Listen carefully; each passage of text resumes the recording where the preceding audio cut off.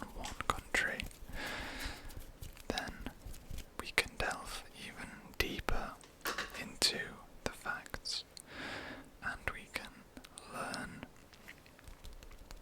some more together. So for today's video, I've lined up 20 extremely niche facts about England to fall asleep to.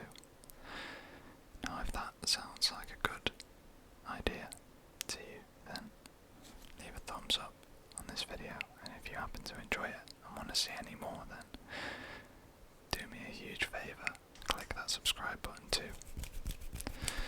We are on a mission to 2,000 subscribers, and if you want to be early, part of the early gang, before we inevitably reach 100,000, because I'm coming for you. I'm coming for that plaque. Get on board now, press that subscribe button. So without further ado, fact numero uno about England is the village of Biddletrenhide in Dorset. The name Biddletrenhide comes from an Old English term. It literally means the settlement of 30 hides of land on the river Biddle. A hide was an old unit of land measured, so it was essentially a measurement of land back in the day. A hide is supposedly the amount of land needed to support one singular household, but the size varied wildly, anywhere from 60 to 120 acres, which is huge, by the way, just for one household.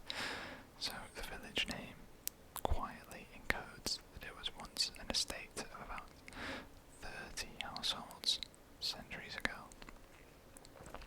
So that is the village of Biddletrenhide in Dorset. If you don't know, Dorset is on the south coast of England. The weather there, like most other in the UK, is very varied. There's a lot of rain, more importantly a lot of wind too. I actually visited Dorset for my geography A-level coursework. I did some measurements of the coast and coastal erosion for my A-level coursework, so yeah, I did not visit the village of Biddletrenhide though. Biddletrenhide. It's a tricky one to pronounce that. But anyway, fact number 2 is the sandwich. What does that mean? Well, you're about to find out, aren't you?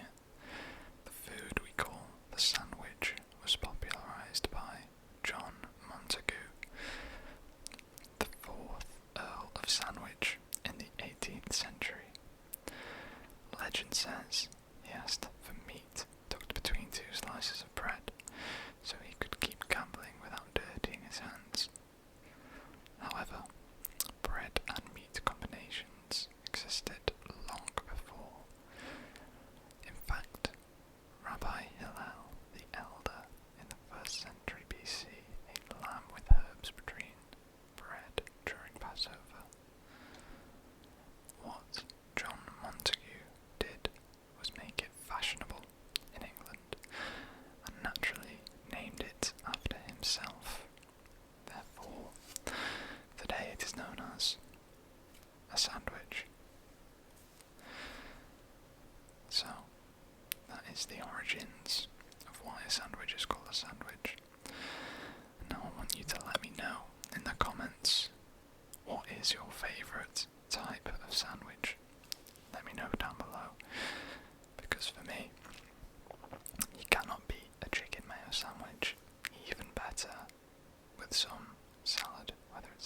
lettuce, sweet corn, lettuce and sweet corn, a little bit of crunch in there.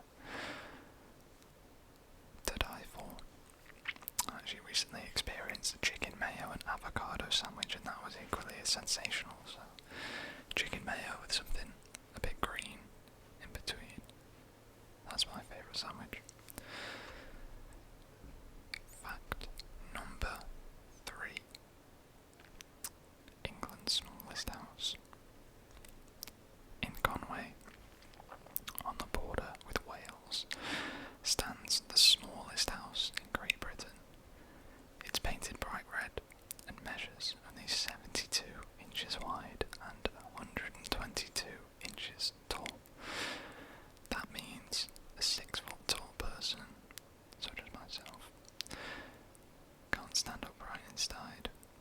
The last person to live there was a fisherman named Robert Jones, who was 6'3". He had to sit down to do anything indoors, even to cook. It's very interesting. Conway, so yeah, right on the Welsh border. I wonder why they decided to paint it bright red. It's an alert not to go in. Maybe it's an illusion to make it look bigger than it was. I don't know. Anyway, I digress. We have fact number 4 coming up for you guys. The mysterious underground mosquito. Oh, this does sound rather interesting. The mysterious underground mosquito in the London Underground is its own species. It's called Culex pipiens molestus. Culex pipiens molestus. It adapted to the unique conditions of the tube during the Second World War, when people sheltered there during bombing raids. Unlike its above-ground relatives, this mosquito does not hibernate in winter. It can breed all year round, and it even prefers to bite humans rather than birds. Now that is quite scary. The Second World War bred its own type of mosquito just because people were hiding in bomb shelters or treating them as bomb shelters. It's crazy how evolution works like that. Now fact number 5 is one I have mentioned in a previous video, but if you're new here then you will not know that fact number 5 is the cheese rolling festival. Every single spring at Cooper's Hill in Gloucestershire, people chase a 9-pound wheel of double Gloucester cheese down a dangerously steep slope. The cheese can reach speeds of up to 70 miles per hour, which is the national speed limit in the UK, by the way. 70 miles per hour. Broken bones, sprains, concussions are all extremely common, and in 2013 the official event was cancelled for safety, but locals kept holding it anyway. Every year you see viral videos of it just pop up online where people going head over heel down this hill. It looks so painful, so dangerous, I would not recommend chasing after this rolling block of cheese, but for some reason people do. So, that's England for you. Fact number 6. The River Thames in London has frozen solid many times in history. Between the 15th and 19th centuries, it froze deeply enough that frost fairs were held on the ice. There were stalls, gambling tables, puppet shows, even a printing press set up on the frozen river. The last frost fair happened in 1814, and since then, changes in the river's flow and the climate means it hasn't frozen solid again. I do wonder if we'd ever see that again in our lifetimes. Probably not. But you never know, with the rate of climate change, it could happen. Frost fair does sound quite cool. Fact number 7 is quite well attributed to ASMR, because it is the Whispering Gallery in St. Paul's Cathedral, again in London, inside St. Paul's Cathedral there is a circular walkway high up in its dome called the Whispering Gallery. And now if you whisper into the wall on one side of the Whispering Gallery, it can be heard perfectly clear on the opposite side, 112 feet away. The curved stone architecture carries the sound like a secret telephone line. That is really cool. I'd love to experience that. Now, I think you can visit as a tourist St. Paul's Cathedral and go and experience the Whispering Gallery. I imagine going there would be like natural ASMR. You hear people whispering to each other from one side of the dome to the other. Never know, maybe one day I'll go there and film and see what it's all about. Fact number 8 about England is salmon and the law. And this was touched upon again in another British Facts video, but there is an actual law in England that is still technically on the books. And this law makes it illegal to handle salmon in suspicious circumstances. It's part of the Salmon Act of 1986, meant to stop illegal salmon poaching, but the wording is vague enough that it sounds like a Monty Python sketch. Fact number 9, again very niche but another interesting one, is the origin of cheddar cheese. Cheddar cheese is named after the village of Cheddar in Somerset. Its caves provided the perfect cool damp conditions for aging cheese. Now, the tradition goes back over 800 years. In fact, King Henry II once bought over 10,000 pounds of cheddar for his court in the 12th century. Somerset is more towards the south of the UK, and that's where, at the middle of the country, but south, that is where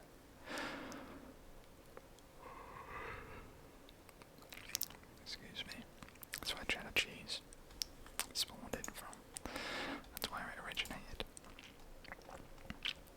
Fact number 10 is England's hidden Roman roads. Now, I've experienced these myself quite a lot, but beneath all of the modern motorways, fields and even gardens, these straight lines of Roman roads still shape England.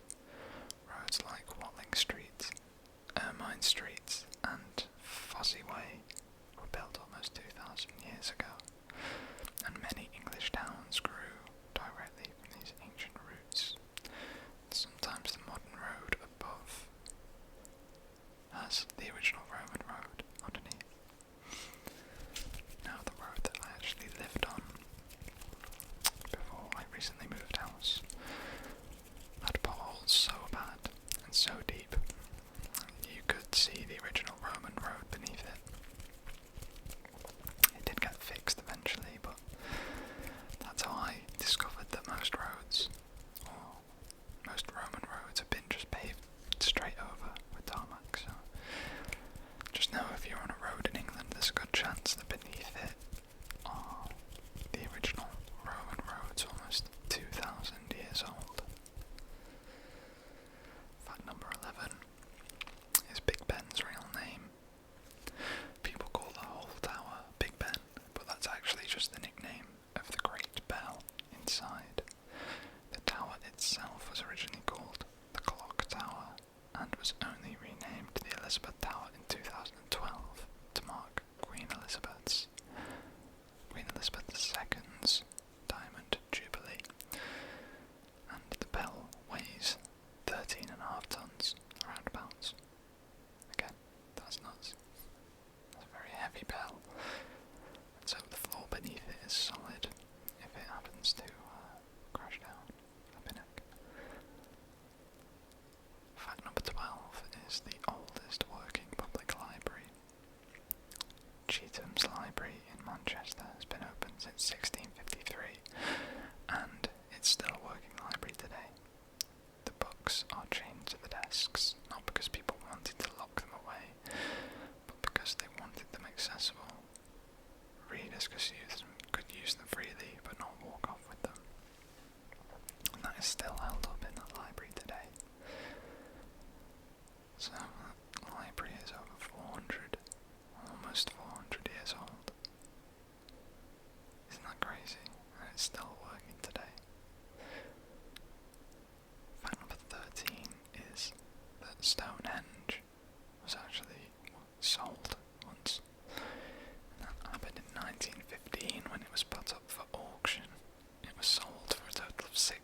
6,600 to a local man named Cecil Chubb, who bought it as a gift for his wife. Reportedly, she wasn't very impressed, and 3 years later, he donated it to the nation. You might think 6,600 is not too much money, but back in 1915 that would have been a fortune. I actually want to find out how much that'll be worth today. 6,600 GBP. Be worth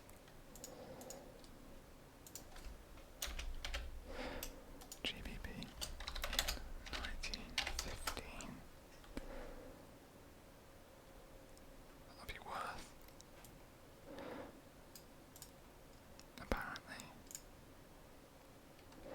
close to £200,000,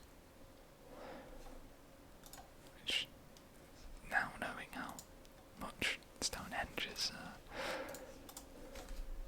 sort of valued, I reckon if it's to be sold today, it'd probably go for a lot more than £200,000 just from the amount of tourists it pulls in. But there you go. Fact number 14: the changing of the guard and the keys. Everyone knows the ceremony of the changing of the guard at Buckingham Palace, but there is a much older nightly ritual: the ceremony of the keys at the Tower of London. Every single night, without fail, since the 14th century, the yeoman warders lock the gates with a formal exchange of words. So many tourists only know about the changing of the guard, but not the changing of the keys, apparently. Here's a short but sweet one. Fact number 15 is the oldest door in England. At Westminster Abbey in London, there is a wooden door dating back to the 1050s. It's the oldest surviving door in Britain, and it's made from a single oak tree felled almost 1,000 years ago. Carbon dating confirms it was alive during the reign of Edward the Confessor. I need to brush up on my history because I have no idea who Edward the Confessor is. I am the oldest door in England. Okay, we're on to our final 5 facts now. Fact number 16 is the black cab knowledge. London's black cab drivers must pass the knowledge, a notoriously difficult test requiring them to memorise every street, landmark and route across the capital. It usually takes years of preparation. Many drivers practice by riding mopeds with maps strapped to their handlebars, tracing the roads over and over. I imagine that was before Google Maps, but still to this day there are many black cab drivers in London. It's just commonplace, and they still must abide to the knowledge test, so it's not as easy as just driving a car. You've got to know your stuff. Fact number 17.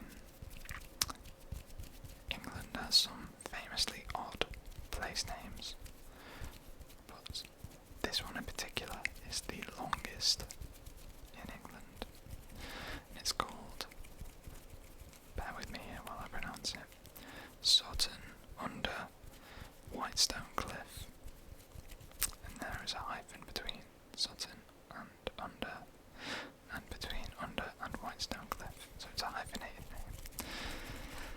And they usually do that when a place is by a body of water. So if you've heard of Stoke-on-Trent, it's because it's upon the River Trent, etc. So it classes as one name, because it's one big name, because it's hyphenated. And this is a village in North Yorkshire. That's 25 letters without a space. It literally means the southern settlement beneath White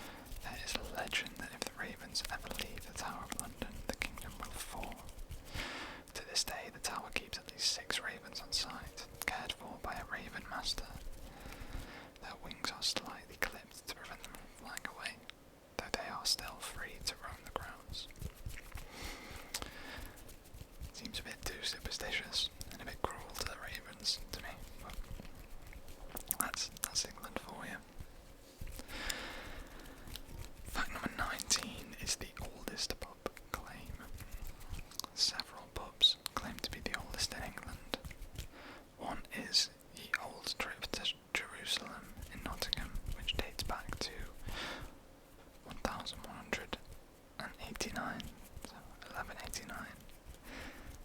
It's partly built into the rock beneath Nottingham Castle. Another contender is Ye Old Fighting Cocks in St Albans, also dating from the 11th century. But no one can truthfully say which is the oldest. And the final fact, ladies and gents, fact number 20. Miles and miles of hedgerows. This is a pretty good one to end on because England has more than 30,000 miles of hedgerows crisscrossing the countryside. Many are centuries old, marking efficient and ancient field boundaries. Some are biodiversity havens with dozens of species of plants, birds and insects living within a single hedgerow. Farmers used them like living fences long before wooden ones were common. And this is true. The British countryside is laced with hedgerows. It's just a big long hedge, and they usually just follow the perimeter of the road. You'd be shocked not to see any hedges if you looked at anywhere in the British countryside. I'm pretty sure that's not even possible. So that is niche facts about England. But before we go, I'm going to throw in a bonus fact for you. Fact number 21. And that is, you are not subscribed to Rob's ASMR. Why is that? Well, that's one fact I cannot explain. All I can do is encourage some change in that respect. If you enjoyed the video, a sub would be hugely, hugely appreciated. And if you enjoyed this style of content, then check out some more of my videos about to pop up on screen, because I do quite a few random fact videos and plenty of other content, as I upload ASMR every single day. So thank you so much for watching. You are a legend, and I will see you tomorrow for the next video.